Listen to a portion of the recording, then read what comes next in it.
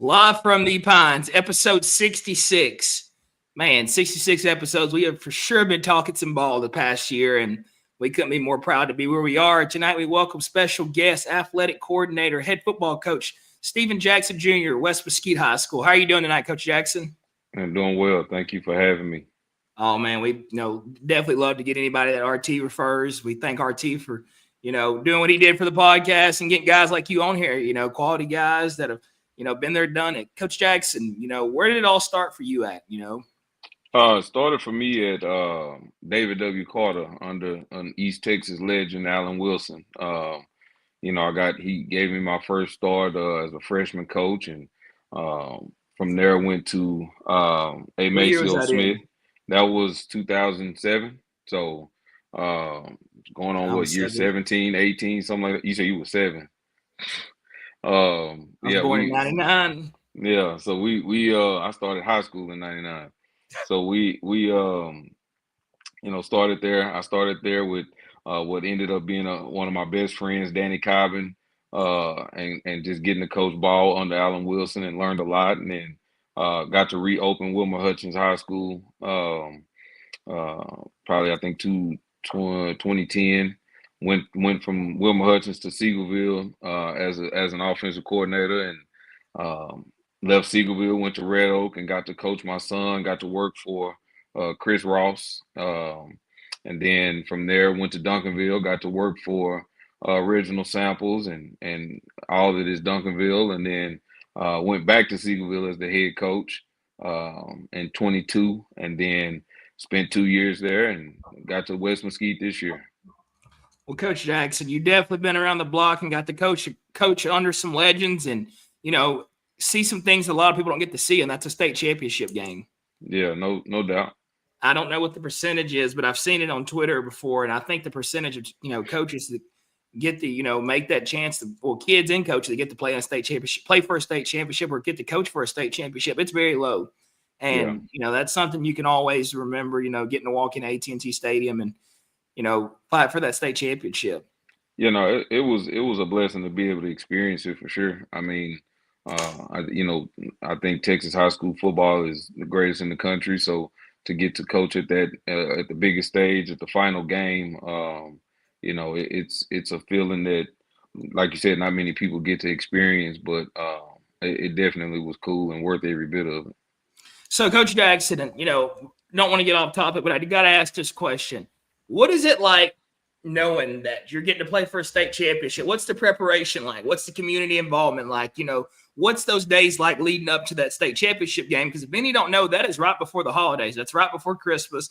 Most people are Christmas shopping. Most kids are at home.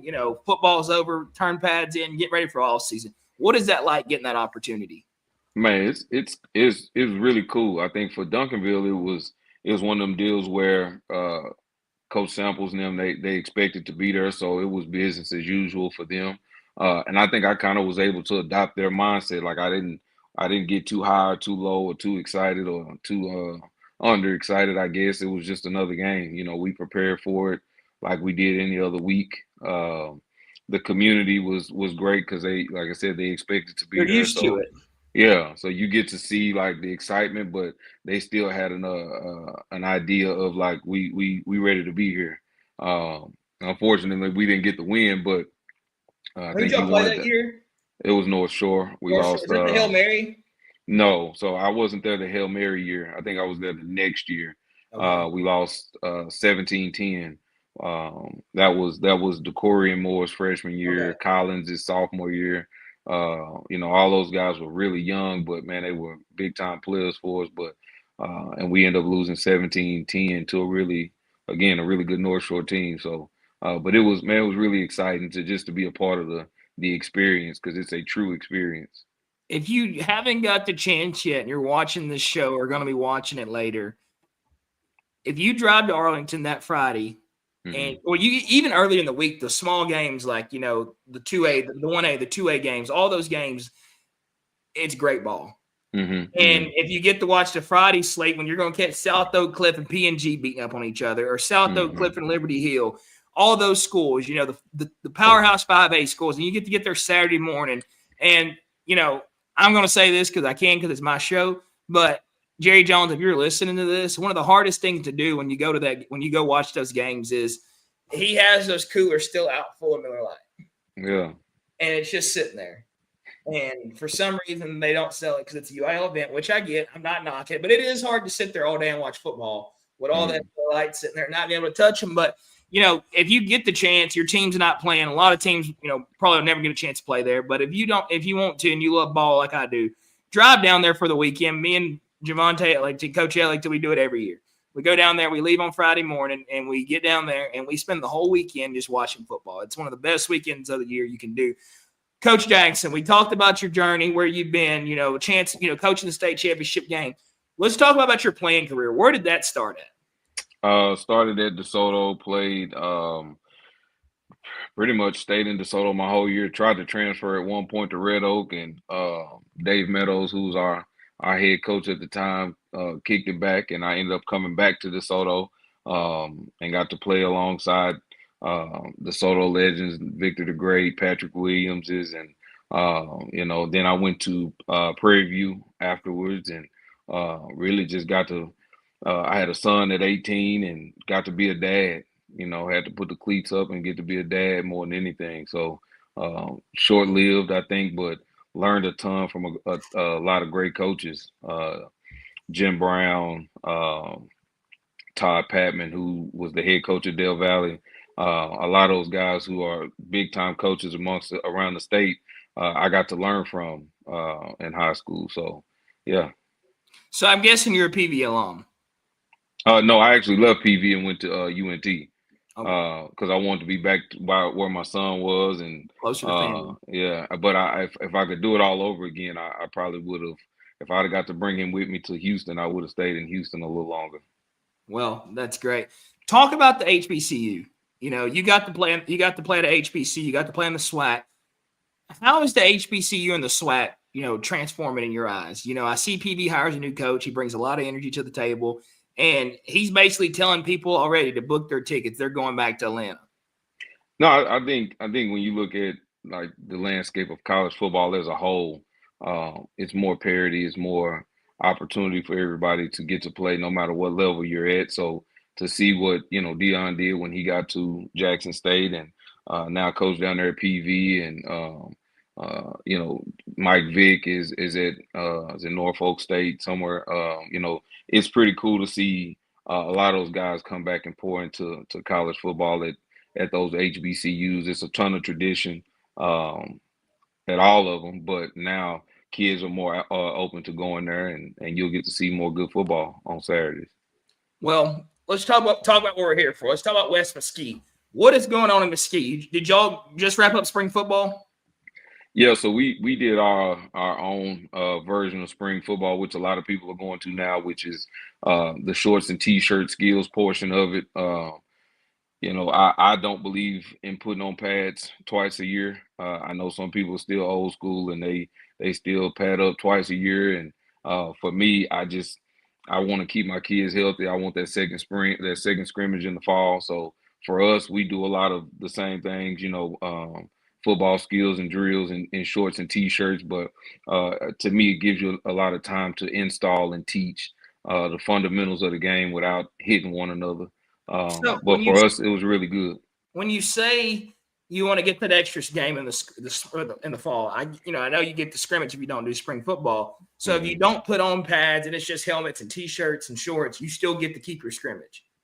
Yeah, so you get 2 scrimmages in the fall if you don't put on pads in the spring. And a lot of people, like I said, they've adopted it. Those big 6As, they've got 300 kids in the program. They got probably a tougher task to put together a plan, so they go ahead and have spring, so they know who they're gonna put where. But for us, we didn't have to have a spring to get ahead where we wanted to be. So for us, it benefited us. So West Mesquite as a whole, how was all season like this year? We're getting stronger, we're getting faster, all those things. What did we change? What's the mindset going to be like this year? Well, it was the first off season we got to have as a staff. I took the job April 17th last year, so we didn't get to have an off season. I didn't get to bring my staff in and get to build a camaraderie with the kids like we would have wanted to all off season. So for us, it was the first time we really got to install our mindset and attitude, which our kids did a great job last summer of gaining that information and soaking it up, which is what led to a great season. But this off season was huge for them because they've all gotten bigger, faster, stronger, and they'll be much better football players in the fall. That's great. So all the things that we can come off of last year, you go 11-1 last year. Mm-hmm. You know, you start the season off. I believe y'all started off at Princeton, and you get Poteet, Molina, North Mesquite, White, Turner, Adams, Creekview, Newman Smith, Sunset, McKinney North. Mm-hmm. Y'all did a lot of winning. You know, that's a good feeling. I mean, you get in the first round, you catch a great Midlothian football team. Mm-hmm. You know, Midlothian always going to be a good football team. That's just who they are and what they put on the field, the product. But what was it? What made this season so successful? You know, what did the kids do? You get there in April. They don't really know you. You don't get much time with them. You don't have that relationship with them. You go straight until the end of the school year, pick up summer workouts, go into fall football, and get ready for the season. What was that like? I think it was. I won't use the word seamless, but they bought in from the time we got there, and it showed throughout the season. We played, a Newman Smith team that was really good, a North Mesquite team really good, a Princeton team that I think was, if they were a 5A team, they'd be one of the best teams in our area for sure. So our kids got to learn early how to win tough games. And then, getting to play a really good McKinney North team that was in a really tough district with all the Frisco schools was huge. And they got to see that they could play with them and win a first round playoff game. And then playing a loaded Midlothian team that has so McKinney North was round one. Yeah, McKinney North was round that. one. Midlothian was round two. And, Midlothian has a ton of tradition and a ton of great kids and historically great coaching staff. So our kids got to see that in the second round. They got to see what playoff football looks like in Texas with teams that travel well and that have a history of winning. So, and they still competed and played well. That's what was great about the situation. Yeah, we took a loss, but I think it built us for a strong off season and looking forward to the fall. That's great, Coach Jackson. So a little bit about yourself. You're a defense, offensive guy. I'm an offensive guy. Very offensive minded. Mm-hmm. What do you see in your team last year that you're going to carry over this year? It's like the kids, we got depth, we got a lot of kids returning that played last year. What's it looking like? I think what I've over the course of my career learned is and I can't say I was like this when I first started coaching because I wanted to throw the ball every play and score 100 points. But getting to work for original samples, Chris Ross, Allen Wilson, who may have thrown the ball once a game when I was at Carter, you get to see that, the game is won and lost in the trenches and O-line play. And then you look around and every team that's playing for state titles typically have great offensive and defensive lines. So for us, that's what we built our team on last year and this year. But this year will be a lot more experienced and a lot bigger, faster, stronger, especially O-line and D-line wise. So I think that's what we're going to hang our hat on this year for sure. So getting stronger, getting stronger in the trenches, if you don't have an offensive line, you can't be successful. You can't run the ball. You can't throw the ball. You can't do anything. Yeah. What, I don't know your offensive line coach, but what are some of the things that y'all are working on in the off season and, in the weight room, to get better at these things? Are we getting stronger, agility, all those things matter now. You look at the draft, these offensive linemen are running in the fours now.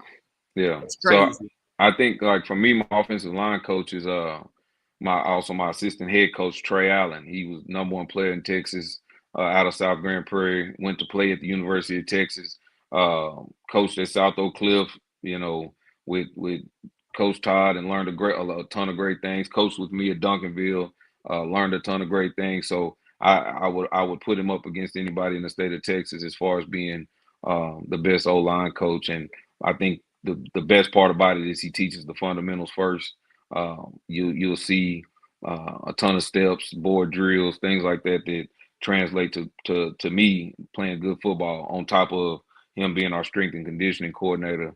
and you can see a noticeable difference in our kids and their bodies. So I think he's done a masterful job of that, and I think it's a testament to him having lived it and played it at a high level, but two, just his attention to detail with the position. So How important is it to have a good strength and conditioning coach?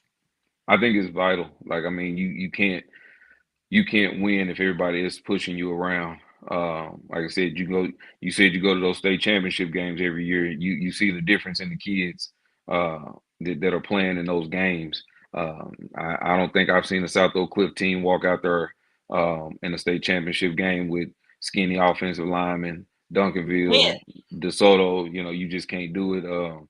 So for us, like that's what we kind of tried to pattern ourselves is uh, get bigger with our up front, and we want to be the strongest kids on the field whenever we play.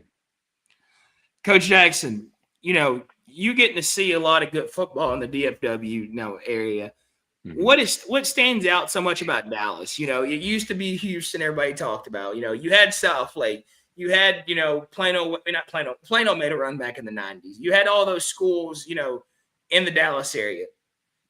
Cedar Hill, Lancaster, DeSoto, powerful schools that you see year in, year out doing it.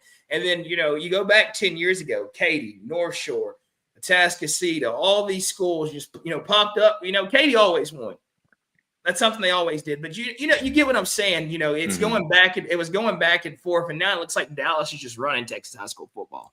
Yeah, I think one, it's a testament to the great coaches that are around the Metroplex. Like, you can find pretty much on every staff uh, an elite group of coaches that probably could be head coaches anywhere that are assistant coaches that are defensive coordinators, offensive coordinators that are elite in this area, and then you combine that with great kids that stay in the Metroplex, that want to grow up and play with one another, that grow up playing little league football together. I think that kind of builds what especially that I-20 corridor uh, from Mesquite on down to DeSoto, down to Arlington, down all the way up to Crowley.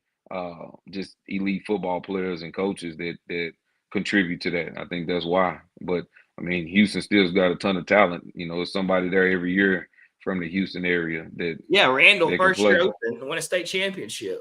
Yeah, no, without a doubt, without a doubt. So, you just talked about Little League football.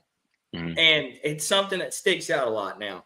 It seems like, the Dallas, the Houston, the big cities, they've adapted to youth football. It's important. It's big. They're playing it every weekend. It's so many teams out there. How important is it to have your kids that are going to come up in your program, be a part of your program from the start? I think the elite programs have it. They have true what we call vertical alignment from little league on up. You look at the South Lake Carrols. They Their do a little league great team is job over called, there. yeah, The they're Little called the Dragons. Dragons. Yeah, like, and they're running a variation of the system that they're gonna run when they get to high school. And I think that we're trying to incorporate that more in the southern sector where we are. And it's a little tougher because there are more teams. It's not as close knit, but there are some really good little league programs that are doing it the right way, that are building it the right way. And I think if you can kind of create that system where uh, the mindset is the same and everybody's in it for the right reasons, I think you can do it the right way. But just like in everything, everybody's not in it for the right reasons, and you get a power struggle, amongst little league coaches to trainers to 7-on-7 coaches to high school coaches, and The I think, strength yeah, trainer, the agility trainer, the yeah, speed trainer, yeah, yeah, the it's a catch the trainer for ball trainer, everything. the footwork trainer. There's a Yeah, trainer for everything now. and I think that there's a place for all of it. Like I'm not saying that they shouldn't have a place in it. D Rob is one of my good friends. We grew up together, and I think he does a great job coaching, training receivers. He's probably the best in the country. So I think that there's truly a place for it. But I think the thing I like about like D Rob, if I got a kid training with him, he's calling me and asking me, "Hey, what do you want this kid to work on? What does he need to be? What are y'all doing offensively that translate to what we're working on?" I think those types of things are important. Having The what I say, communication. yeah, what I say, grown up conversations about things and not just making it about you and you wanting the credit. I think when you treat it that way, I think it gets better and everybody wins. Coach Jackson, you seem like a player's coach. How important is it to you to have relationships with your kids? How big is that?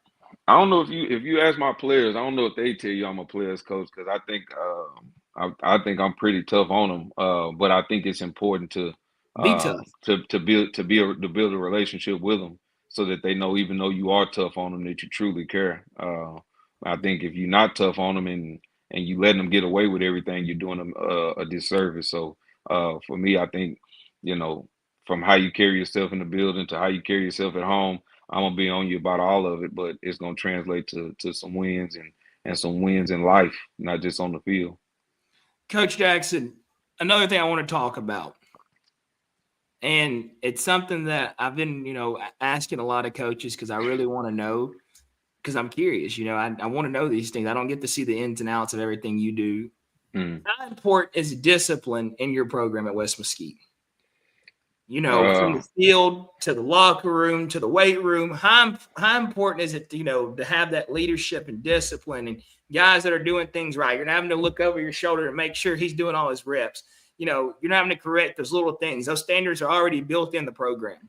yeah, I think for us, and our kids will echo it. I say it all the time. At the end of the day, none of the coaches on my team can play another down to high school football. We've all used up our eligibility, so ultimately it's their team. And we only gonna go as far as y'all lead us. And if I've got to correct every little detail and y'all aren't correcting each other, we're not gonna be very good. So we instill that discipline piece from the word go, and then we let each other we police and hold each other accountable. Kids holding one another accountable. Of course, me holding my coaching staff and our kids accountable. But our kids, I think we've gotten to the point where the discipline piece. If I'm still harping on the little things every day, we hadn't done a good job of instilling that discipline piece. And I think we've grown to the point where I don't have to do it as much. They know what's expected. They know what our standard is. And that's what kind of keeps our discipline intact. So we talk about football, but you're more than just a football coach. You're an athletic coordinator. Mm-hmm. What does that look like a day in, day out, and what does that mean to you to give West Mesquite the best of your ability? I think it's the fun one of the funnest parts of the job, but it's also the busiest parts of the job. I was blessed with a bunch of great coaches at West, not just football wise, but uh, great volleyball coaches, great soccer coaches, great softball coaches, basketball coaches, and they help make the job uh, the satisfaction of the job. I guess we only had two programs that did make the playoffs in all of our athletic programs at West, and I won't take the credit for that. It's all of our coaches again understand what our standard is and what we want West Mesquite to be, and it's taxing. It's a busy job because you at a game or a contest or a cheer competition every day of the week.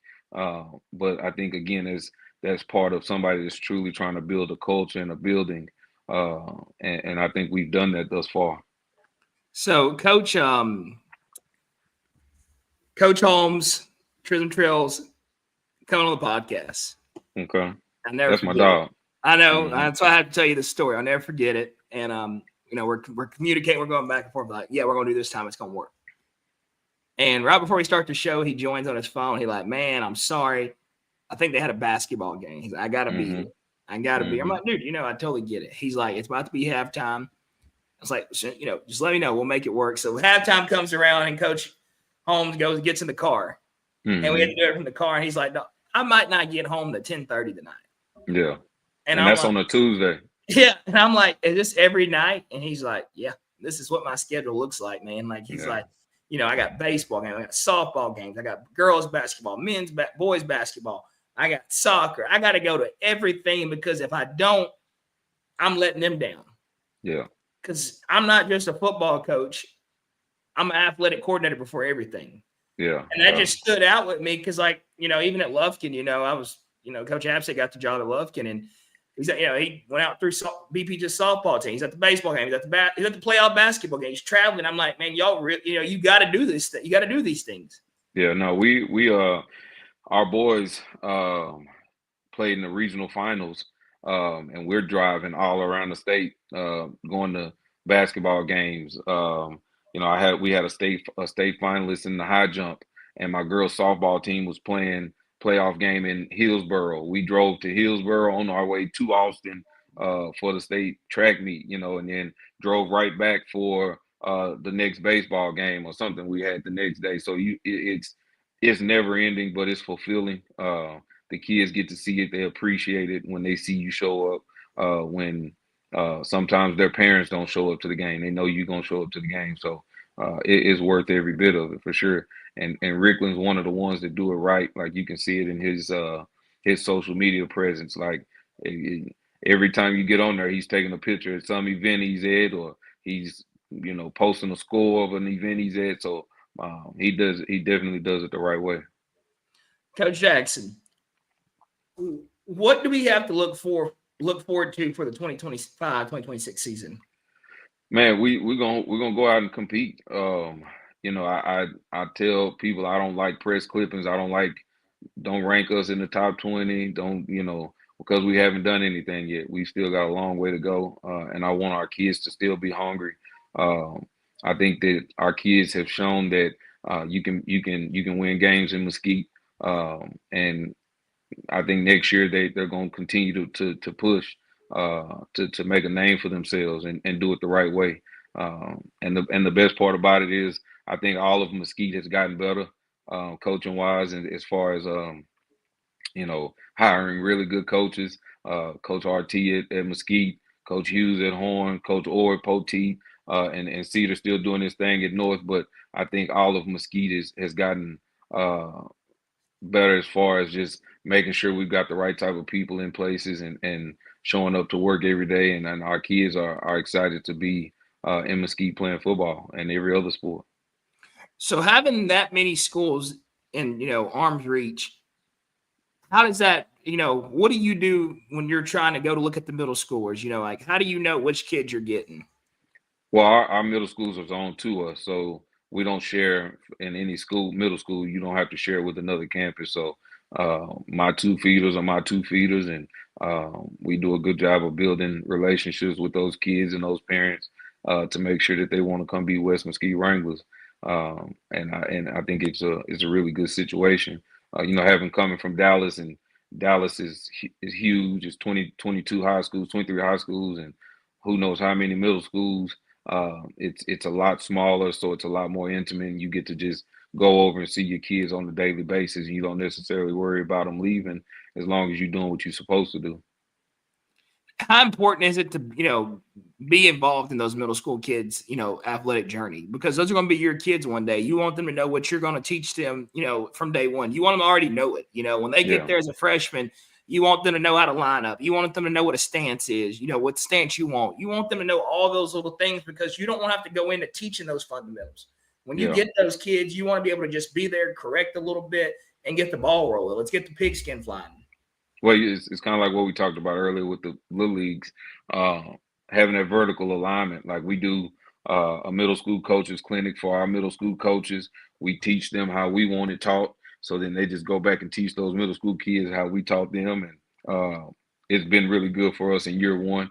And I know everybody else is doing it that way, has success, and for us, it's more so the kids. The kids want to play football. They want discipline. They want structure. So the more we put it in with those middle school coaches, and we have a really good group of middle school coaches, when they get to high school, we don't have to reinvent the wheel.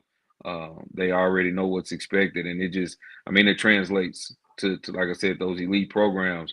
They have it in place already, so we're trying to get there. Coach Jax, I got to ask this. What does Jungle West mean? You got to be part of the jungle for me to tell you what every letter means, but uh, it's an acronym that our defensive coordinator Bobby Watkins came up with. Um, when we first got there, like the first week, like we're all in the coach's office, and Bobby says, "Man, what are we gonna be known for? Like, what are we?" And he did a really good job of helping brand Louisville when he was the special teams coordinator up there. So he has a bunch of great ideas. So we kind of sat down, and I want to say Coach Mitchell said, "Man, we're gonna be the jungle. Like, you got to fight your way out of it." So we wrote Jungle West on the board, and everybody put down what each letter meant to them, and man, it took off. And I mean, it's a really special place, and it has a special meaning to us, which is why you see it everywhere. As far as being a head coach, how important is it for you to have that relationship with your staff where you know you can lean on them, they can lean on you, you can be there for them, they can be there for you. You know, when you get in tough situations in a game, you know, you don't have to worry about those guys not making the right decision. I learned from Chris Ross that hiring is not about football knowledge. Like I don't hire guys based on how smart they are, how many plays they can draw up. I want to know the person, and if I can get along with you, because we spend so much time up there. We spend more time up there than we do at home. So first thing we did was hire the right type of people we could get along with. If you read our group messages of our coaching staff, you probably gonna laugh more than anything because we do more high side and talking trash to one another, but it builds the camaraderie amongst the staff. So on a Friday night, you know that person next to you's got your back because we didn't talk about everything. We didn't, laugh together, cried together, been frustrated together. Uh, when one person's dealing with a family issue, we all dealing with it. And I think that's to me, that's one of the most important things about building a program is like you can go out and hire a bunch of guys that's been former head coaches or been a defensive coordinator for 10 years and gave up 2 points a game, but he might not be a great person for your room. Like he may not fit the culture of your room. And I think that we did a really good job of hiring those types of people. So on Friday night, if I get frustrated and I get to jumping somebody behind, they all know it ain't personal. It's business. And then game over, win, lose, or draw, we right back to being boys and enjoying life together. So, I think I heard a coach say something the other day, and it kind of goes back to what you said about, guys that have been coaching, DCs for 10 years and guys that have been OCs for 10 years. And you always hear these guys go into interviews and different things, and they don't have experience. You got to start somewhere. Yeah. To become a head coach, you just don't show up and say, "Hey, I want to be a head coach." Somebody has to give you opportunities somewhere to start that journey. Yeah.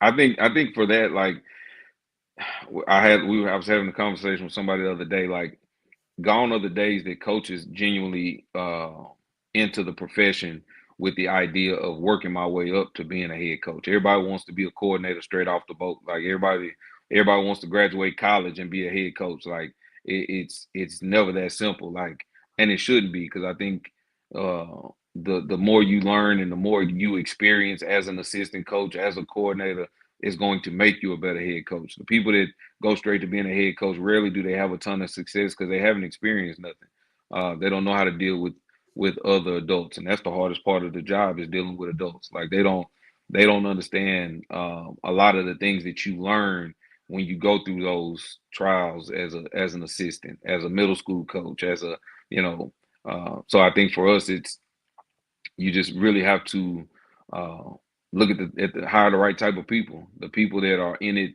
with the mindset of let me make my head coach's job easier by taking something off their plate. Let me find some things to do, the laundry, the sweeping the field house, stuff that don't nobody else want to do. Those are the people that's going to be the best head coaches, not the people that's going on every interview just to say they went, because they're not in it for the right reasons, in my opinion. Well, I agree 100% with that opinion. You got to start. I think starting at the bottom, yeah, and working your way up to the top, it prepares you for every aspect of the job.